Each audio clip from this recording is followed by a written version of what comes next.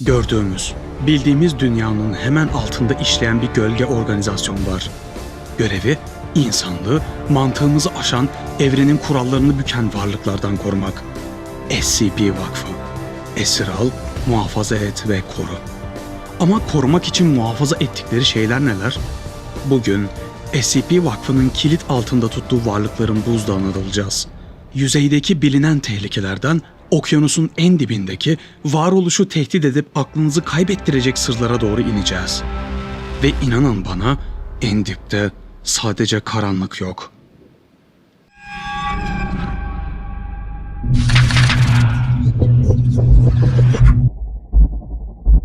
You think I can be contained?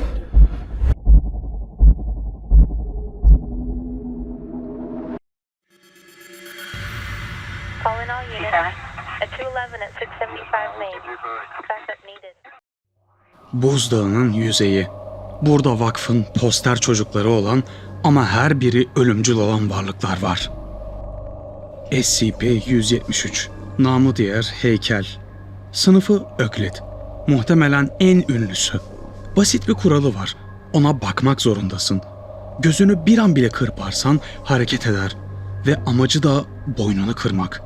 Vakıf onu temizlemek için odaya 3 kişi birden sokuyor. Biri gözünü kırparken diğeri bakmaya devam etsin diye. Duyduğunuz yardım çığlığının bir tuzak olduğunu düşünün. SCP-939 çok sesli. What the hell are you? Sınıfı Keter. Gözleri olmayan kan kırmızısı bu avcılar, önceki kurbanlarının seslerini mükemmel bir şekilde taklit eder. Karanlık bir koridorda arkadaşınızın sesinin yardım edin diye bağırdığını duyarsınız. Ama oraya vardığınızda sizi bekleyen şey 939'un çeneleridir.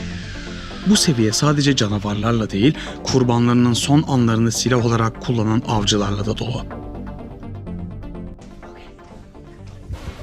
SCP-096 Utangaç Adam. Sınıfı Öklit. Bu varlık sakin. Ta ki biri yüzünü görene kadar.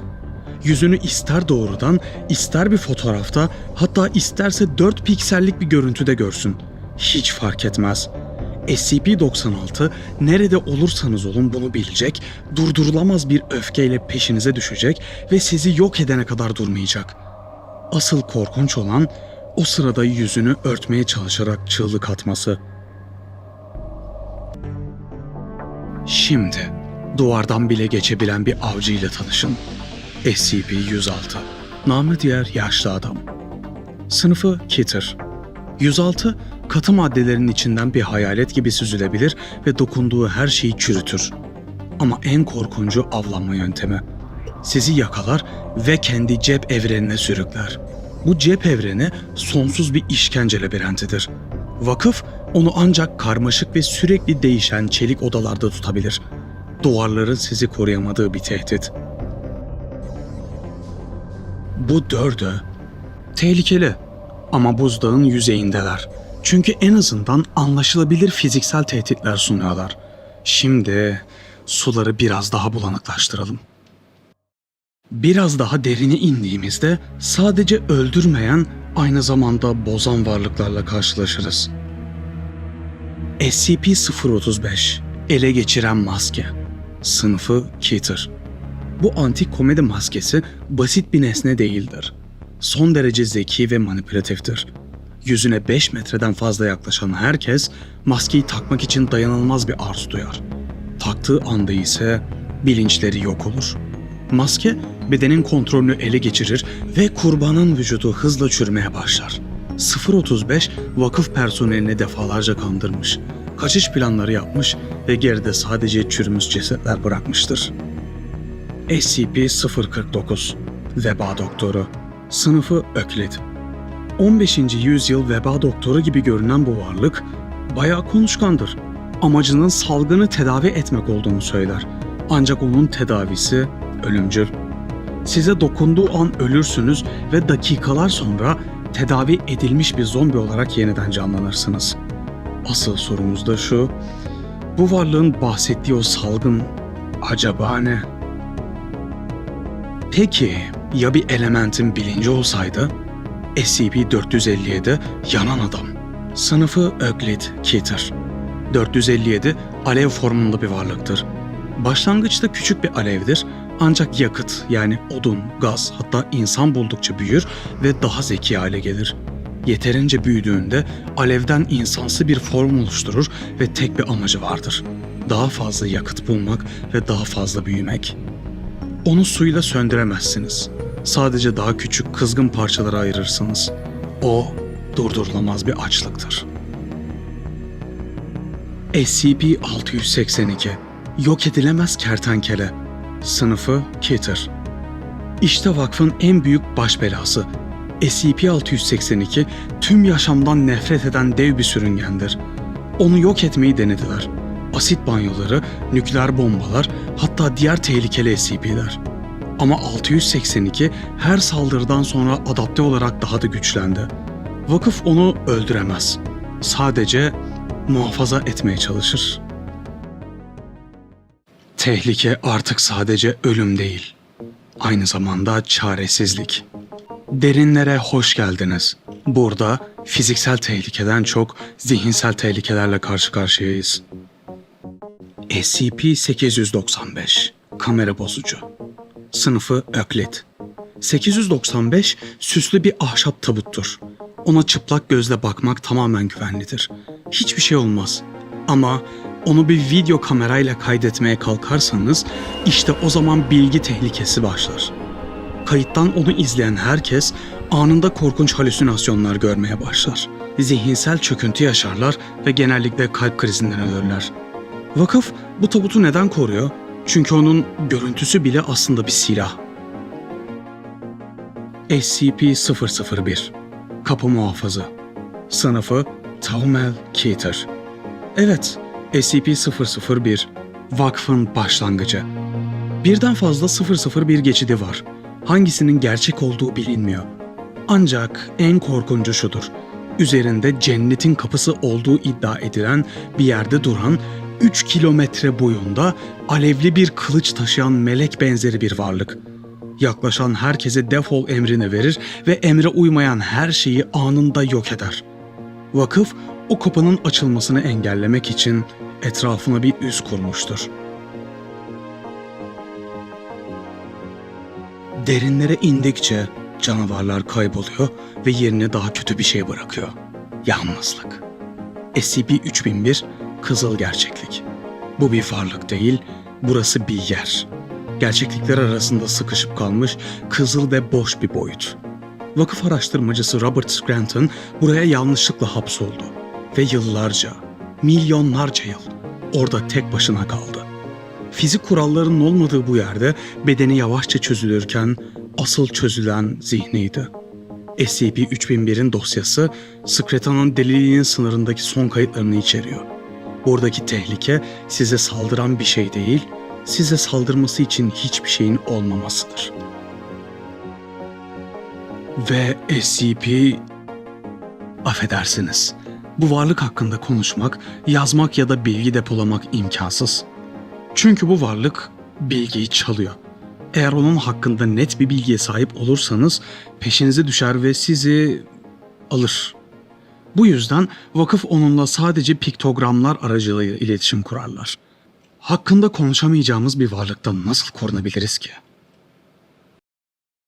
Buzdağının dibindeyiz.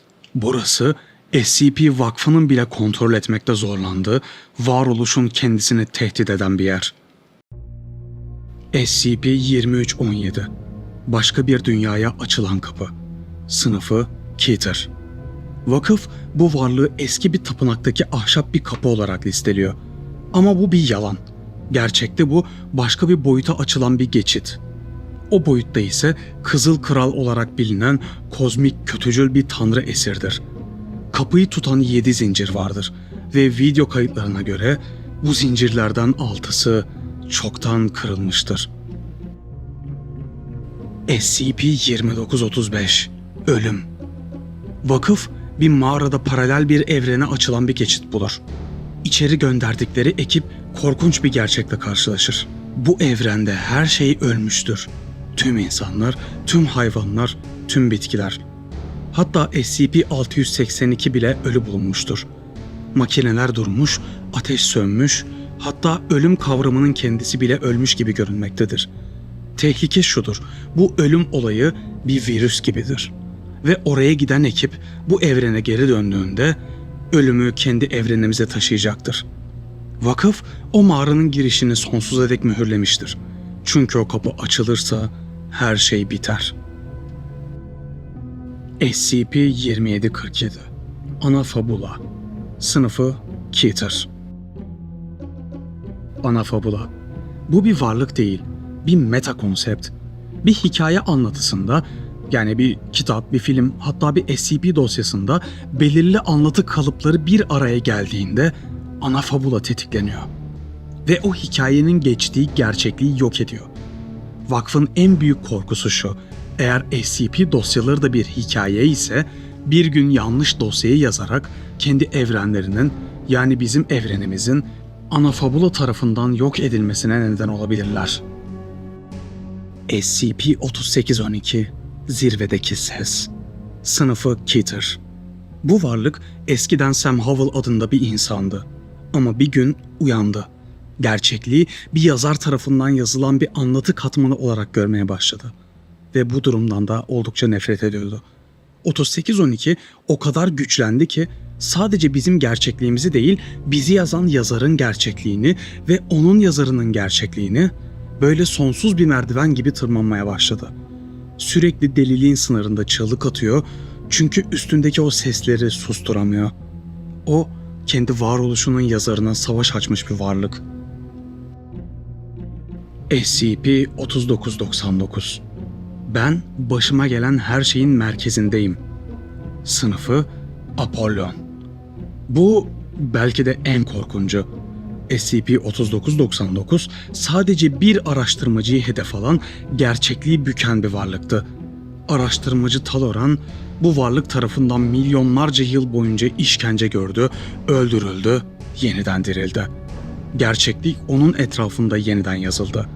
Sonunda Taloran tek bir şeyi fark etti. SCP-3999 vakfı yok edemiyordu.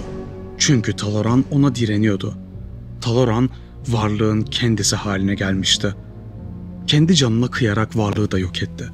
Bu SCP bir varlık değil, bir işkencenin ve deliliğin hikayesi. SCP Vakfı'nın buzdağı. Gördüğünüz gibi yüzeydeki heykel sadece bir başlangıçtı. Derinlerde mantığın çöktüğü, tanrıların hapsedildiği ve gerçekliğin bir iplik kadar zayıf olduğu yerler var. Vakıf bizi koruyor olabilir ama şu soruyu sormak zorundayız. Kilit altında tuttukları şeylerden daha ne kadar habersiziz? Eğer buzdağının başka bir bölümle daha da derinlerine inmemi istiyorsanız veya özellikle korkunç bulduğunuz bir SCP'yi anlatmamı istiyorsanız yorumlarda mutlaka belirtin. Eğer kalabilirseniz güvende kalın. Bir sonraki videoda görüşmek üzere. Beğenmeyi ve abone olmayı da unutmayın lütfen. Bunu hatırlatmazsam olmuyor. Yani gerçekten etkisi oluyor. İyi günler hepinize. Hoşça kalın.